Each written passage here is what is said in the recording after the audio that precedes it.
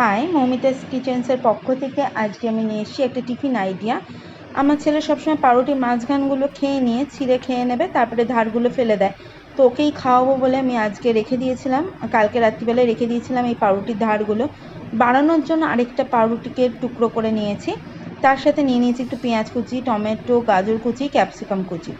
কিছুই না, একদম ইজি, জাস্ট 2 মিনিটে রান্নাটা হয়ে যায়।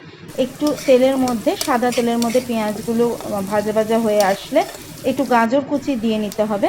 তারপরে আমি অ্যাড করে দিয়েছি টমেটো কুচি আর ক্যাপসিকাম কুচি। এই ক্যাপসিকাম কুচি আর টমেটো কুচি বেশিক্ষণ ভাজা হবে না, তারপরেই অ্যাড করে দিতে হবে এই পাউরুটির টুকরোগুলো। একটু নাড়াচাড়া করে স্বাদ মতো নুন, গোলমরিচ গুঁড়ো এবং একটু স্বাদ মতো মিষ্টি দিয়ে টমেটো সস অ্যাড করে একটু টস করলেই কিন্তু রেডি আজকের এই মজাদার টিফিনটা।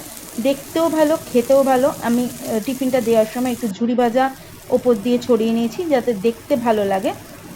বাচ্চারা দেখতে ভালো হলে দেখবে খাওয়াটাও ইন্টারেস্টিং হয়ে যায় ওদের কাছে।